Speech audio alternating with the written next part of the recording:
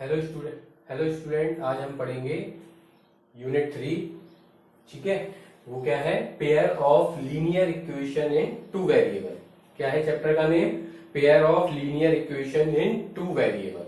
ठीक है, ये क्लास 9 में भी हम पढ़ चुके हैं। Linear equation in two variable, उसकी जनरल फॉर्म क्या होती है? ax plus b y plus c equal में 0। ठीक है, लीनियर इक्वेशन का मतलब क्या होता है? ऐसी इक्वेशन जिसकी डिग्री 1 हो, तो वो कौन सी इक्वेशन कहलाती है? Linear equation. तो इसमें अगर आप डिग्री चेक करें तो इसकी डिग्री कितनी है? 1। ठीक है, अब हम देखेंगे इसका ग्राफ। एग्जांपल से हम इसका एक ग्राफ ड्रॉ करेंगे। तो इसका ग्राफ कैसा आएगा? लीनियर ग्राफ आएगा। ठीक है, ये इसका एक एग्जांपल है, इसको हम सॉल्व करके देखते हैं। सबसे पहले हमने इसे इस फॉर्म में लिखा, चेंज करके। ठीक है, अब हमने एक टेबल ड्रॉ करते हैं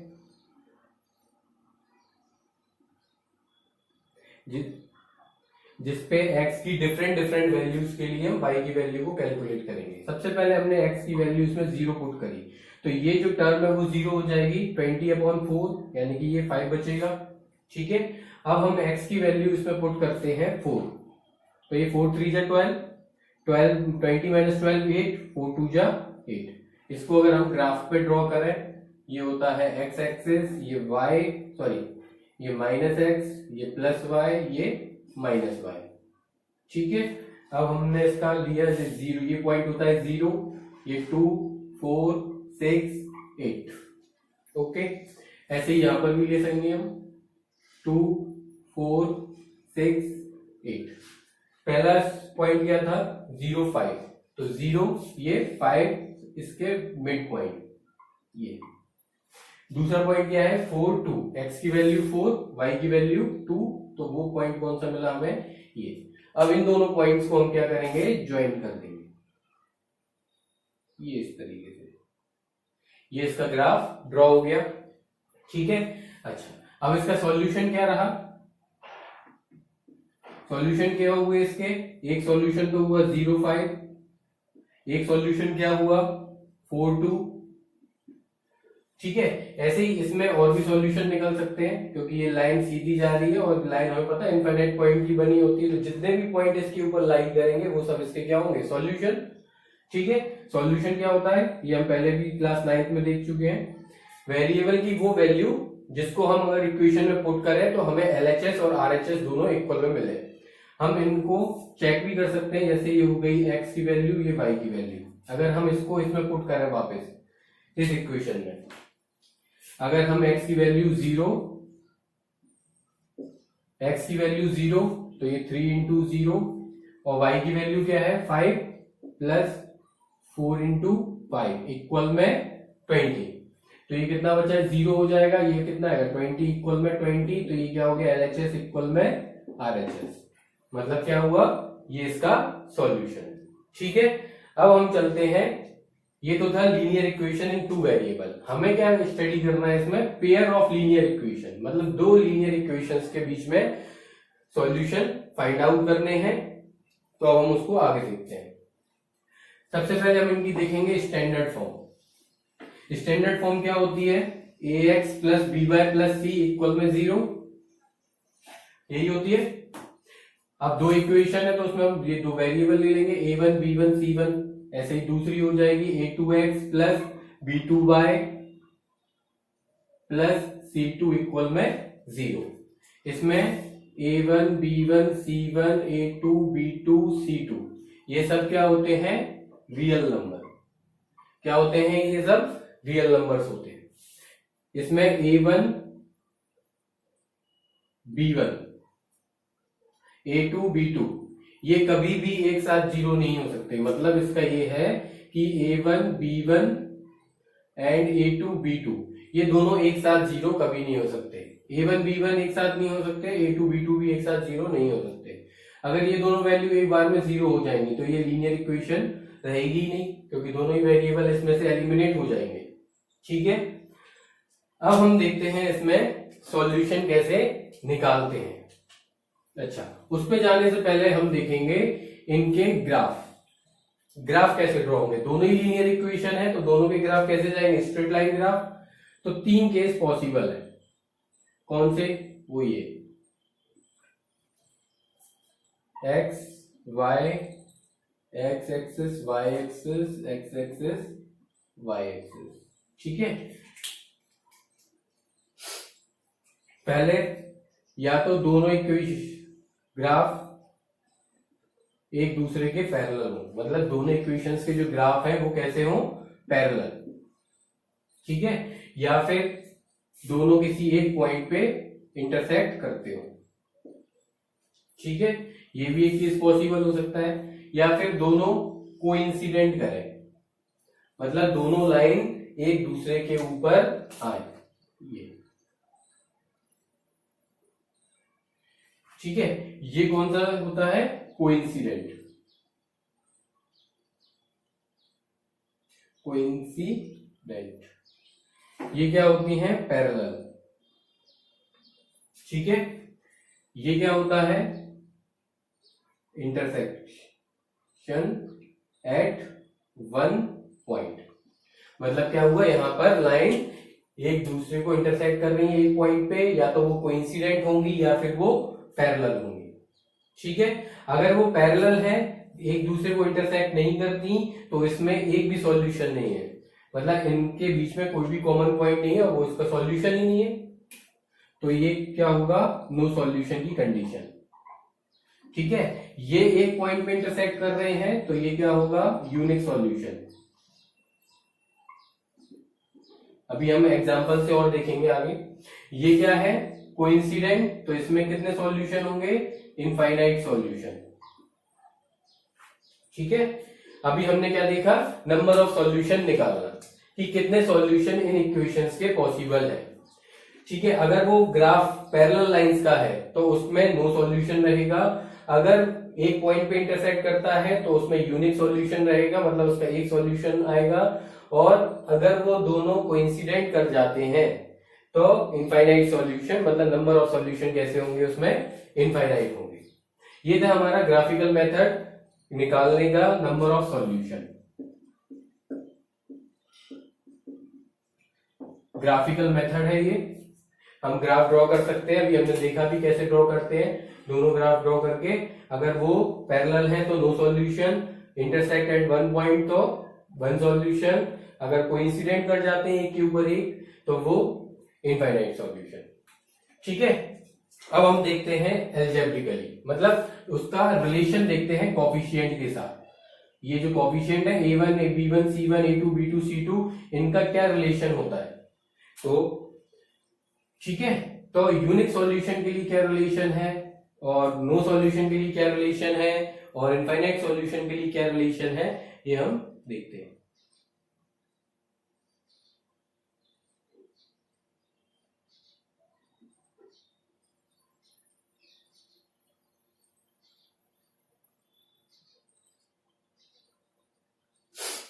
ठीक है, अच्छा, अगर कोफिशिएंट के बीच में ये रिलेशन बनता है A1 upon A2 does not equal to B1 upon B2, तो वो केस कौन सा होगा, यूनिक सॉल्यूशन का। ठीक है, if A1 upon A2 does not equal में B1 upon B2, then the equation have unique solution, then equation have unique solution. If A1 upon A2 equal में B1 upon B2 इक्वल में C1 upon C2, अगर तीनों coefficients जो है ratio अगर equal आते हैं तो वो क्या कंडीशन होती है, इनफाइनाइट सॉल्यूशन की। If A1 upon A2 equal में B1 upon B2 but does not equal में C1 upon C2, ये अगर सिचुएशन आता है, ये कंडीशन अगर बनती है तो वो किसकी है, नो सॉल्यूशन की। ठीक है, ये हमारा हो गया मेथड ग्राफिकली, जब हमने ग्राफ बना के चेक करें नंबर ऑफ सॉल्यूशंस कितने होंगे, ये हमारा मेथड हो गया एल्जेब्रिकली।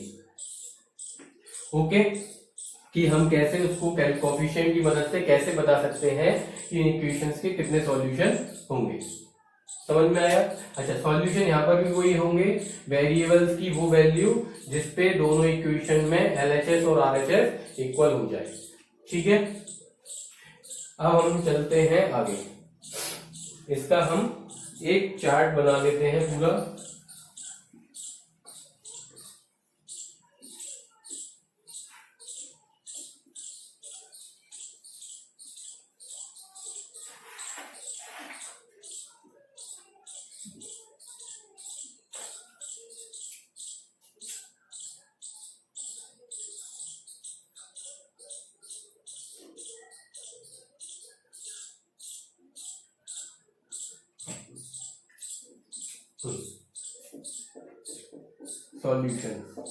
सॉल्यूशंस क्या होते हैं? वेरिएबल की वो वैल्यूज जिसपे दोनों इक्वेशंस में एलएचएस एंड आरएचएस हमें इक्वल मिल गया।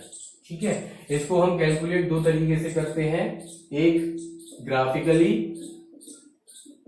जो अभी हमने देखा, और एक एल्जेब्रिकली जिसमें हम कोफिशिएंट्स को इक्वल करके चेक करते हैं, कोफिशिएंट के रेशियो, सॉरी।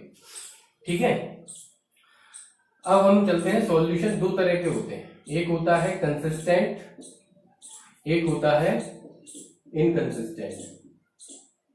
इनकंसिस्टेंट सॉल्यूशन कौन से आते हैं? जिसमें नो सॉल्यूशन होता है। ओके, और कंसिस्टेंट में कौन से आते हैं? दो, एक यूनिक सॉल्यूशन और एक इनफाइनाइट सॉल्यूशन। क्लियर यहां तक? अब हम आगे देखते हैं इनकी graphical condition. Graphical condition, graphically कैसा होना चाहिए यूनिक सॉल्यूशन के लिए? तो इंटरसेक्ट करना चाहिए वो एक पॉइंट पे, इंटरसेक्ट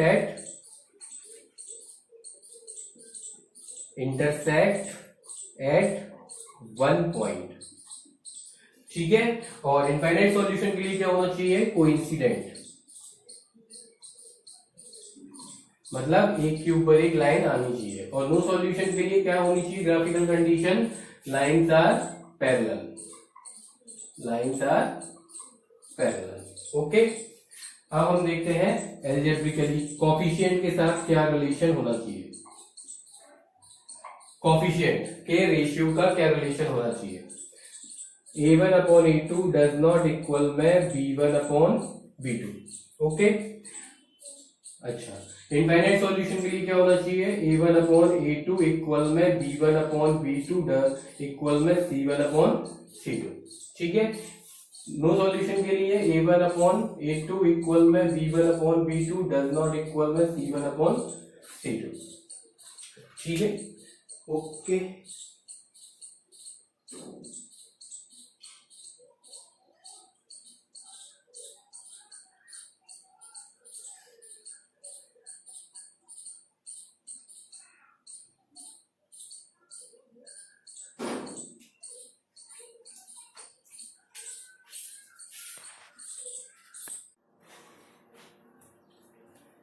अब हम इस पे क्वेश्चन सॉल्व करके देखते हैं।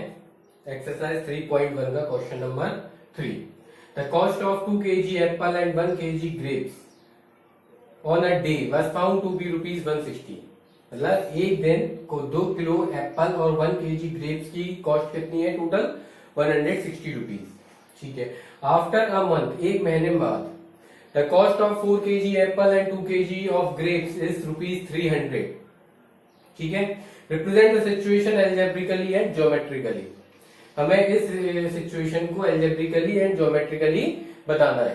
तो इसमें हमें क्या चीज है? कॉस्ट के बारे में डिस्कशन चल रहा है। किसकी? Apple and grapes. तो let the cost of apple and grapes, हमने एप्पल और ग्रेप्स की कॉस्ट कितनी मानी? X and y respectively. ठीक है, अब हम देखते हैं आगे। पहले ही सिचुएशन के अकॉर्डिंग क्या बनेगी हमारी equation? According to question, the cost of 2 kg apple and 1 kg grapes. तो 2 किलो एप्पल यानी कि 2x, cost of 1 kg apple and 1 kg grapes कितनी है? x एंड y रेस्पेक्टिवली। तो 2 किलो एप्पल की कॉस्ट कितनी होगी? 2x, 1 kg ग्रेप्स की y इक्वल में 160। ठीक है, सेकेंड सिचुएशन के अकॉर्डिंग क्या है? कॉस्ट ऑफ 4 kg एप्पल, तो 4x एंड 2 kg ग्रेप्स, तो 2y कितनी है टोटल कॉस्ट? 300। ओके, अब इसमें से आप देखो कि 2 कॉमन आ रहा है, तो हम यहाँ पे 2 कॉमन निकाल के इसका डिवाइड कर देंगे। तो 2 से हमने इसका डिवाइड किया तो ये कितना बचा? 2x प्लस y इक्वल में 150। ये इक्वेशन सेकेंड। ठीक है, अब हमें ये हो गया एल्जेब्रिकली। अब इसका ग्राफिकली ड्रॉ करना है, ज्योमेट्रिकली। ज्योमेट्रिकली का मतलब क्या है? इसका ग्राफ ड्रॉ करना होगा हमें। तो ग्राफ ड्रॉ करना तो बहुत आसान है, हम पहले भी कर चुके हैं, इसको आप करके देखना। ठीक है, अब इसमें हम थोड़ा सा आगे एक्सटेंड करते हैं। सबसे पहले मैं आपसे पूछता हूं कि इसके सॉल्यूशन कितने होंगे, कितने सॉल्यूशन हो सकते हैं? इनफाइनाइट सॉल्यूशन हो सकते हैं कि यूनिक सॉल्यूशन या फिर नो सॉल्यूशन। ठीक है, तो इसके लिए हमें क्या करना होगा, on comparing equations with standard form. Standard form से जब हम इसका कंपेयर करेंगे, स्टैंडर्ड फॉर्म क्या होती है, ax plus b y plus c equal में 0।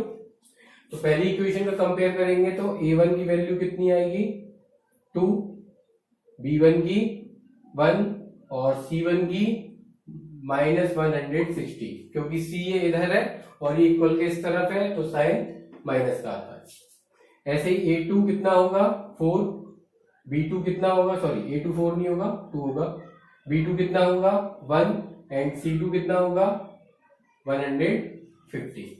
ठीक है, अब हम इसमें कैलकुलेट कर देंगे रेशियो। a1 अपॉन a2 कितना आएगा 1, 2/2, b1 अपॉन b2 कितना आएगा 1, 1/1, c1 अपॉन c2 कितना आएगा 160 अपॉन 150, 0 से ये 0 कैंसिल आउट, देन ये कितना बचा 16/15। तो यहाँ पर कंडीशन क्या बनी हमारी, a1 अपॉन a2 इक्वल में b1 upon b2 does not equal में c1 अपॉन c2। तो ये किसकी कंडीशन है, नो सॉल्यूशन की।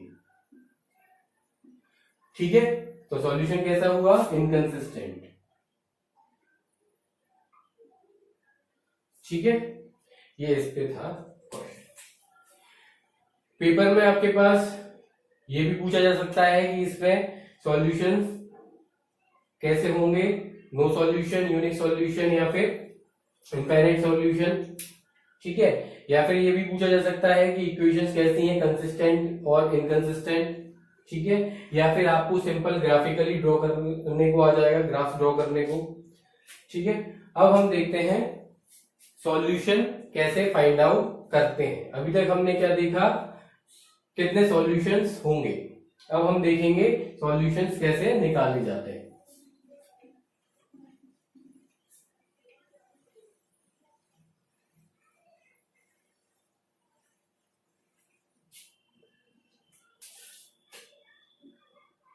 How we find solution of linear equations in two variable. How we can find the solution of linear equations in two variable, pair of linear equation in two variable.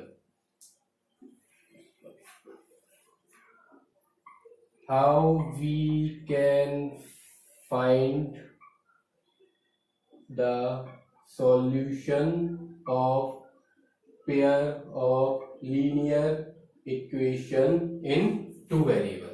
ठीक है, इसको find करने के दो तरीके होते हैं, एक ग्राफिकली,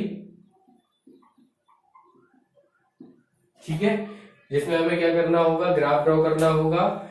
ग्राफ ड्रॉ करके हम ये देखेंगे अगर लाइंस पैरेलल हैं तो नो सॉल्यूशन, सॉल्यूशन हो ही नहीं सकता।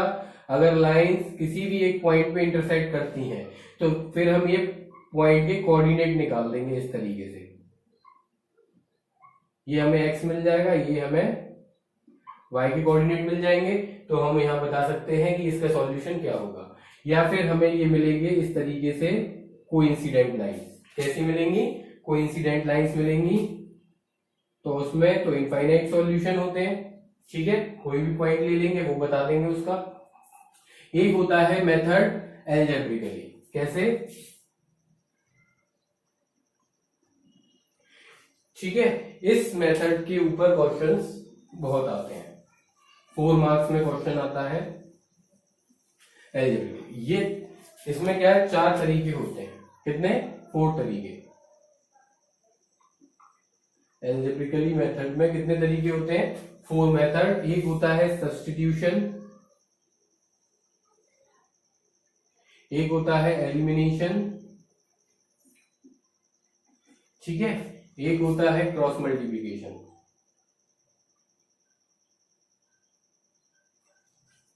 ठीक है, टोटल ये 3 तरह से हम निकालते हैं, substitution, elimination and cross multiplication method.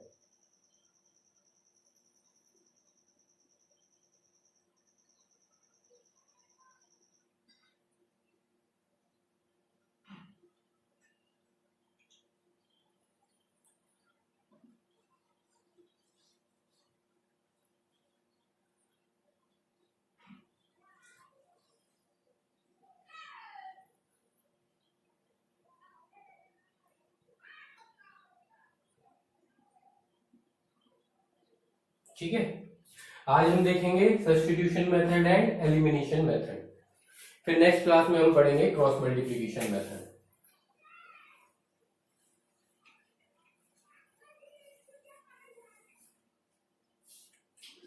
ठीक है, अभी तक हमने क्या देखा, अभी तक हमने क्या पढ़ा, इसमें सॉल्यूशन कितने होते हैं। ठीक है, उसके बाद हमने देखा सॉल्यूशन कैसे निकालते हैं, ग्राफिकली मेथड में क्या होता है, उसमें ग्राफ ड्रॉ करना होगा, देन उसके बाद हम उसकी कोऑर्डिनेट फाइंड आउट कर देंगे अगर वो एक पॉइंट पे इंटरसेक्ट करेगा, और इनफाइनाइट होंगे तो कोई प्रॉब्लम ही नहीं है। फिर उसके बाद हमने देखा एल्जेब्रिकली मेथड में होते हैं 3 तरह से, एक होता है सब्स्टिट्यूशन, एक होता है एलिमिनेशन मेथड और एक होता है क्रॉस मल्टीप्लिकेशन। अब हम देखते हैं सबसे पहले सब्स्टिट्यूशन मेथड। इसको हम एक एग्जांपल से समझते हैं। तो उसके लिए एग्जांपल नंबर 7 है एनसीईआरटी बुक में, 7x माइनस 15y इक्वल में 2। ठीक है, एक और इक्वेशन है x प्लस 2y इक्वल में 3। ये इक्वेशन फर्स्ट मानी, ये इक्वेशन सेकेंड। इस मेथड में नाम से क्लियर है सब्स्टिट्यूशन। सब्स्टिट्यूट का मतलब हमें वहां पर रिप्लेस करना है। किसको रिप्लेस करना है, वेरिएबल की वैल्यूज को हम रिप्लेस करते हैं। एक इक्वेशन में से, किसी भी एक इक्वेशन में से हम एक वेरिएबल की वैल्यू निकालेंगे दूसरे वेरिएबल की टर्म में और उसको सेकेंड इक्वेशन में पुट कर देंगे। तो जैसे हमने लिया बाय इक्वेशन 2, इसमें से वैल्यू निकालते हैं हम x की, x इक्वल में 3 माइनस 2y, ये इक्वेशन 3 हुई। इसमें हमने क्या करा, x की वैल्यू निकाली y वेरिएबल की टर्म में। अब हम क्या करेंगे, put the value of x in equation first. इस x की वैल्यू हम इस इक्वेशन फर्स्ट में पुट करेंगे, तो हमें क्या मिलेगा, ये 7 into 3 minus 2y equal minus 15y equal में 2, ये एज इट इज मिल जाएगा। अब हम इसको आगे सॉल्व करते हैं। तो देखिए 7 3 जा 21। चलो सबसे पहले हम इसको वेरिएबल से सॉल्व करते हैं। ये कितना होगा, 7 2 जा 14y, इसका इससे मल्टीप्लाई होगा, 7 2 जा 14 माइनस 14, और ये कितना होगा माइनस 15, तो ये कितना हो जाएगा माइनस 14 और माइनस 15 माइनस 29y। ठीक है, उसके बाद ये कितना होगा, 7 3 जा 21, ये उधर जाएगा, माइनस 21 होगा, माइनस 21 में से 2 माइनस करो आप, तो कितना बचेगा माइनस 19। माइनस से माइनस कैंसिल आउट हुआ, ये y की वैल्यू कितनी आई, 19/29।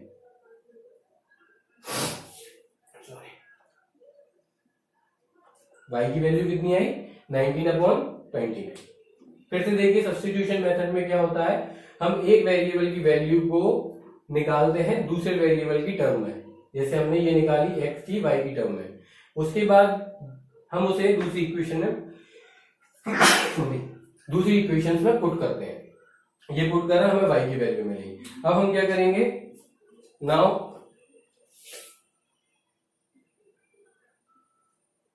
Put the value of y। अब y की वैल्यू हम किस में पुट करेंगे, किसी भी इक्वेशन में आप पुट कर दो, इसमें कर दो चाहे फिर इसमें कर दो, हम इसमें कर देते हैं इन इक्वेशन 3। जब इसमें पुट करेंगे तो x की वैल्यू कितनी मिलेगी, 3 एज इट इज माइनस 2 19/29। ठीक है, ये कितना हो जाएगा, 19 2 जा 38। ओके, ये कितना होगा 29 का मल्टीप्लाई करो आप 3 से, कितना आएगा 87 अपॉन 29। अब इन दोनों को सब्ट्रैक्ट करो, 7 में से 8 जाएंगे नहीं, तो 17 में से 8 गए 9, 7 में से 3 गए 4 अपॉन 29। तो x की वैल्यू कितनी आई 49 अपॉन 29। तो इसका सॉल्यूशन क्या हुआ इस इक्वेशंस का 49 अपॉन 29 और 19 अपॉन 29। ये y की वैल्यू में, ये x की वैल्यू में, ये इस इक्वेशन का आंसर। ठीक है, इसी क्वेश्चन को मैं अब आपको बताता हूं एलिमिनेशन मेथड से।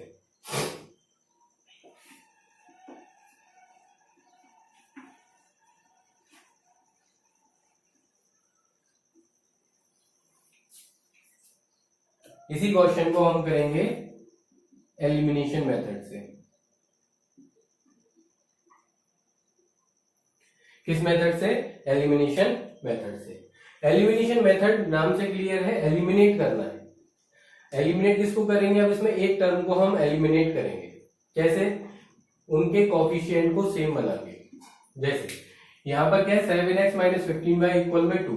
अब इसमें कितना है ये x और ये कितना है 2y।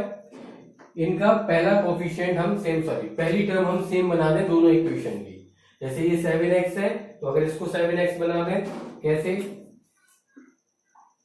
इसमें हम 7 का मल्टीप्लाई करेंगे, इस पूरी इक्वेशन में 7 का मल्टीप्लाई कर दें तो ये कितनी होगी 7x प्लस 14y इक्वल में 21। ये आ गई इक्वेशन 3। ठीक है, अब हम क्या करेंगे, दोनों की पहली टर्म सेम हो गई, ये देखिए। अब हम करेंगे ऑन सब्ट्रैक्टिंग इक्वेशन 3 और इक्वेशन 1 फ्रॉम 3। इक्वेशन 1 में को सब्ट्रैक्ट करेंगे 3 में से, तो ये देखिए ये आएगा 7x माइनस 15y इक्वल में 2। ठीक है, ये साइन चेंज सब्ट्रैक्ट करना है तो साइन चेंज करने होंगे। ये प्लस था तो माइनस, ये माइनस है तो प्लस, ये प्लस है तो माइनस, ये दोनों एलिमिनेट हो गए। ये टर्म एलिमिनेट हो गई पहली टर्म दोनों इक्वेशन में से। अब यहाँ कितना आएगा ये 29y इक्वल में, इन दोनों को आप प्लस करो, सॉरी माइनस करेंगे तो कितना बचेगा 19। तो y की वैल्यू कितनी आ गई 19 अपॉन 29। ओके, सेकंड, अब ये वैल्यू हम इनमें से किसी में भी पुट कर सकते हैं, तो ये हमें इजी बैठेगा कैलकुलेशन के लिए, तो हम इसमें रखते हैं put the value of y in equation second. इस इक्वेशन में पुट करेंगे। अब हमें क्या मिलेगा इसमें x plus 2 multiply 19 upon 29 equal में 3। ठीक है, तो इन दोनों को आप मल्टीप्लाई होगा तो ये कितना होगा 19 2 या 38, ये पूरा रेशियो उस तरफ जाएगा तो ये 3 माइनस 38 अपॉन 29 x इक्वल में। जब हम इसको सॉल्व करेंगे तो हमें कितना मिलेगा, ये 29 कैसे मल्टीप्लाई होगा 87, तो इससे माइनस करेंगे तो कितना बचेगा 49 अपॉन 29। ये आंसर, ये x और y की वैल्यू हमारे आंसर हो गई। ओके, इसके बाद अब हम देखेंगे क्रॉस मल्टीप्लिकेशन मेथड, वो अपना नेक्स्ट क्लास में देखेंगे हम। तो अभी हमने क्या देखा, अभी इस पूरे लेक्चर में हमने क्या क्या पढ़ा, पेयर ऑफ लीनियर इक्वेशंस क्या होती हैं, उनकी स्टैंडर्ड फॉर्म क्या होती है, कैसे उसके सॉल्यूशन निकाले जाते हैं, ठीक है, और कितने सॉल्यूशन हो सकते हैं ये भी हमने देखा। अब हम एक मेथड और सॉल्यूशन निकालने का क्रॉस मल्टीप्लिकेशन मेथड, वो हम अपनी नेक्स्ट क्लास में देखेंगे।